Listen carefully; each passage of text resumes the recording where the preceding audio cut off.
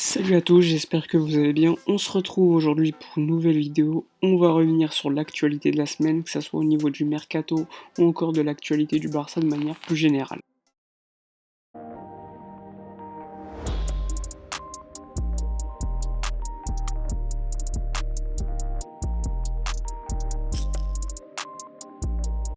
Comme vous l'avez probablement vu, le FC Barcelone s'intéresse à de nombreux joueurs pour le prochain mercato, notamment en Italie, que ce soit par le biais de Sandro Tonali qui joue à Brescia ou encore Lautaro Martinez qui est à l'Inter de Milan. En tout cas, concernant Tonali, on est sûr que le FC Barcelone a fait une offre à Brescia. Des médias parlaient d'une offre d'environ 60 millions d'euros, mais ce n'est pas le cas. L'offre, selon la radio RAC1, c'est 2 joueurs de la Masia et un peu d'argent. Donc très loin des 60 millions d'euros annoncés par certains médias. Surtout que, comme je vous l'ai dit, le Barça ne dépensera pas beaucoup d'argent, ça sera surtout des échanges lors de ce mercato. Personnellement, j'ai pas vu énormément jouer Tonali, mais tout le monde le compare à Pirlo.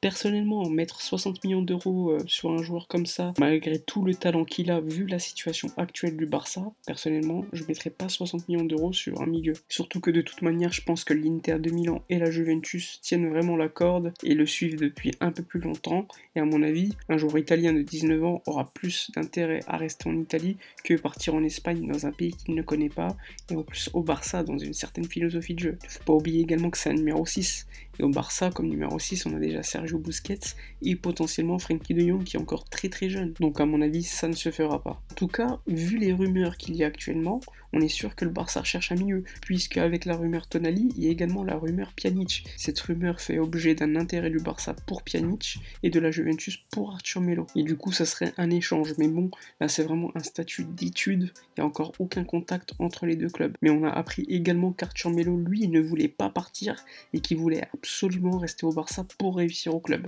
En plus, dernièrement, il s'est mis à apprendre le catalan, et lorsqu'on lui a posé la question concernant l'intérêt de l'Inter Milan, il a dit qu'il voulait rester au Barça. À mon avis, ça va pas se faire, mais si ça se faisait, le deal n'aurait aucun sens pour le Barça. Arthur Melo n'a que 23 ans, Pjanic a déjà 30 ans, c'est un numéro 6, puis on peut pas dire que la saison dernière il a fait une bonne saison. Donc à mon avis, il faudrait plutôt garder Arthur Melo qui lui va s'améliorer avec le temps. Autre rumeur concernant le milieu de terrain, elle concerne Tanguy Ndombele, l'ex-joueur de l'Olympique Lyonnais, aujourd'hui à Tottenham. Selon Sky, le FC Barcelone veut Ndombele et aurait proposé en échange Samuel Umtiti et Semedo à Tottenham. Alors oui, à mon avis, le Barça s'intéresse à Tanguy Ndombele, mais je pense pas que Samuel Umtiti ou Nelson Semedo veuillent aller à Tottenham. Et en plus, si on évalue la valeur de Samuel Umtiti et Nelson Semedo, à mon avis, on dépasse les 70 millions d'euros. Et on sait que Ndombele est venu à Tottenham aux alentours de 60 millions d'euros. Il n'a pas fait une grande saison, donc je vois pas pourquoi la valeur de Ndombele grimperait. Donc selon moi, c'est un deal qui n'aurait aucun sens pour le Barça. Concernant Lautaro Martinez, le Barça sait que l'Inter de Milan s'intéresse à Semedo et Arturo Vidal. Du coup, selon ESPN, tout dépendra du prix auquel l'Inter valorise Semedo et Arturo Vidal, puisque l'Inter, il faut pas l'oublier,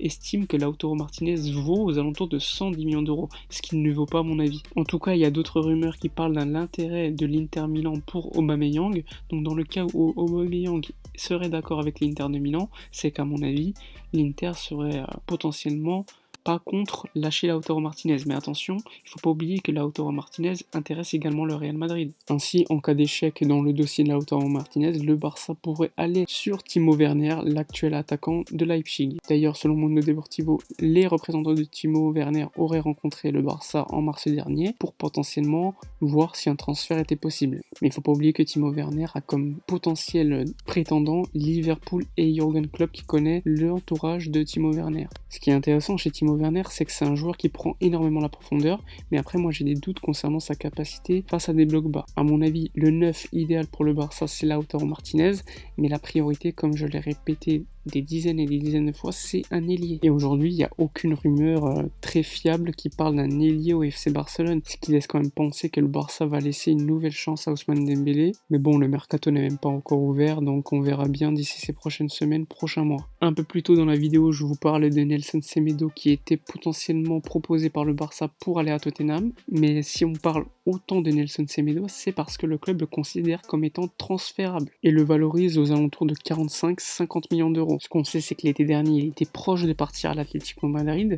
mais que finalement il était resté parce qu'on lui avait promis une certaine place de titulaire comme latéral droit. Et en réalité, on peut pas dire qu'il était vraiment le titulaire indiscutable, puisque sans les blessures de Sergi Roberto, à mon avis, Sergi Roberto serait le titulaire. Même si, à mon avis, Semedo est beaucoup plus fort que Sergi Roberto à ce poste de latéral droit. D'ailleurs, depuis que Quique Setién est arrivé au Barça, c'est vraiment Nelson Semedo qui jouait le plus souvent possible. Et en plus, il était performant. C'était vraiment un joueur très intéressant. Loin du joueur qu'il était sous Valverde. Il attaquait beaucoup plus souvent que d'habitude et en plus, il défendait mieux. Donc franchement, ça m'étonne pas que la première ligue s'intéresse à un tel joueur, surtout qu'en plus, à mon avis, ses caractéristiques collent parfaitement avec la première ligue.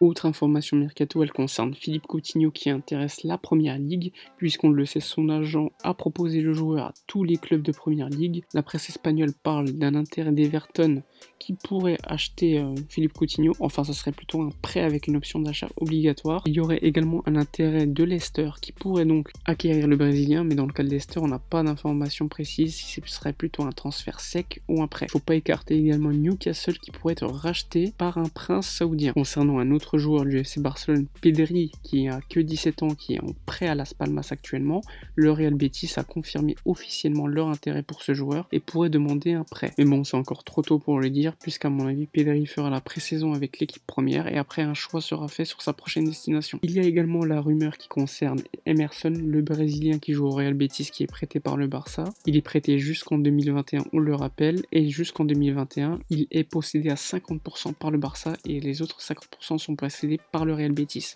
En 2021, le FC Barcelone possédera 100% des droits du joueur. Du coup, Sport, le média catalan, parle d'un intérêt de plusieurs clubs anglais pour acheter Emerson. Et dans ce cas-là, il faudrait partager la somme entre le Barça et le Real Betis.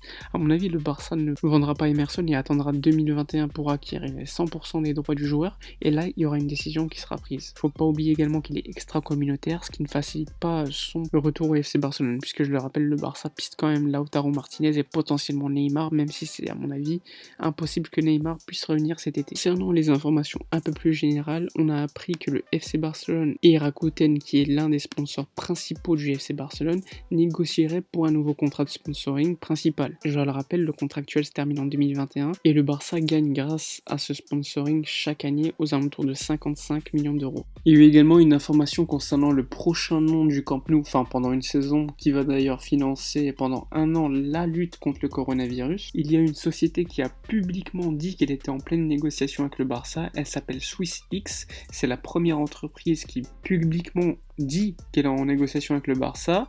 Donc c'est une entreprise de produits basée sur la vente de plantes médicinales. Et ce qu'il faut savoir, c'est que le patron de cette entreprise, l'année dernière, il a été arrêté dans son jet avec 5000 plantes de marijuana. Le patron s'appelle Anki David et il a déclaré que c'était une opportunité historique qui entrait dans ses plans, qu'il avait d'ailleurs eu quelques contacts avec le Barça et qu'il était confiant pour pouvoir arriver à un accord. Et Mike Tyson, qui est l'un de ses amis, a déclaré lui que SwissX Camp Nou sonnait bien. Ce serait son option préférée pour le prochain nom du Camp Nou. Dites-moi donc en commentaire ce que vous en pensez, si ce serait une option valable ou non pour vous. Autre information beaucoup plus générale, elle concerne la reprise des entraînements par les clubs de Liga. La Liga prévoit de reporter d'une semaine les tests Covid-19 aux footballeurs. Normalement, les tests devaient avoir lieu le 29 avril, ils seront donc décalés d'une semaine. Et si tout va bien, s'il n'y a pas de changement de dernière minute, les équipes devront reprendre l'entraînement le 11 mai. Mais bon, c'est pas encore très certain, il faut l'accord du gouvernement qui, lui, est favorable à une reprise du championnat espagnol, mais il faut également que certaines équipes et certains joueurs aient la garantie de suffisamment de sécurité pour pouvoir jouer au football assez normalement. On a également appris que l'UEFA vise la fin des championnats nationaux le 3 août s'ils redébutent en juin et chaque fédération peut donc adapter son championnat en jouant à huis clos. Il n'y aura pas de public normalement jusqu'en 2021 en Liga. Et concernant les compétitions européennes, la finale de la Ligue des Champions est prévue pour le 29 août et la finale de Europa League, elle, le 27 août. Enfin bref, c'est la fin de la vidéo. J'espère que cette vidéo vous aura plu. On est revenu assez rapidement sur l'actualité du FC Barcelone, que ce soit au niveau des mercatos ou des informations plus générales. N'oubliez pas, comme d'habitude, de vous abonner à la chaîne, de partager la vidéo, de liker la vidéo et de commenter. Moi, je vous dis à bientôt pour une prochaine vidéo et d'ici là, comme d'habitude, portez-vous bien.